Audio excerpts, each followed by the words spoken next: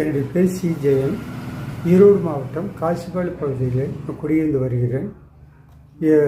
இந்த விசிகே இதில் மெம்பராக இருக்கிறேன்.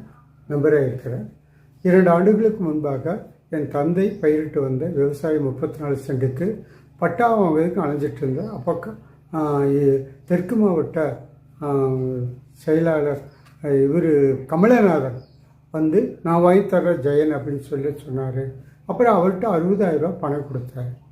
கொடுத்த பிற்பாடு அவர் என்ன செஞ்சார், 2 வருஷமாக இழுக்கடிச்சிட்டு இருந்தார். என்னை மிரட்டி இப்படிலாம் இது பண்ணக்கூடாதுன்னு சொன்னார்.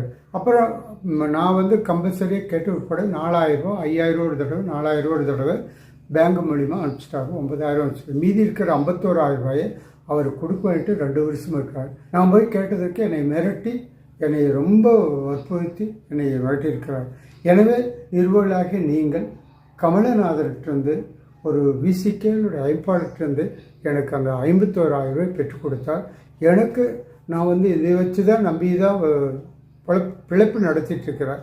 ஆகையினால் அந்த 51,000 பெற்றுக் கொடுத்து உங்கள் நிர்வாகிகளை விசிகேவில் எங்களுக்கு நீங்கள் உதவி செய்து வேண்டும்படியாக தாழ்மையோடு உங்களை கேட்டுக்கொள்கிறேன். கமலநாதன் பணம் கொடுத்தானா?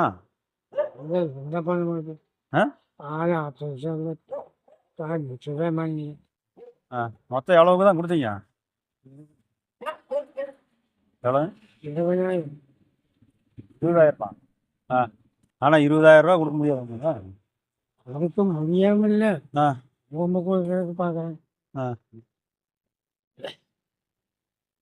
அவன் பேச்சு செய்யலப்பா. ரொம்ப சத்தம் பேசுகிறேன். 6,20,000 இருக்குது. யாருது? கமல் கொடுக்க பண்ணி. யாருக்கு? 12 பாத்தி கோடி. எவ்வளவு? 12 நபருக்கு கொடுக்கணும். இவன் 6 லட்சம். மொடக்குறிச்சிலியாவா? ஆமாம். ஈரோட்டில், மொடக்குறிச்சியில், எலுமாத்தூரில், மண்கட்டில்.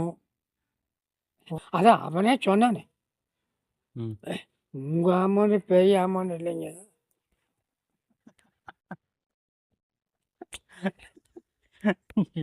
இத்தனை பேருக்கு நான் கொடுக்க வேண்டியது இருக்குது. 6,70,000 எடுத்து காட்டினேன். அது அம்மா மொடக்குறிச்சியில் வந்து ஃபஸ்ட் ஸ்டாப்பில் ஒரு 1,000 பணம் கொடுக்கணும்.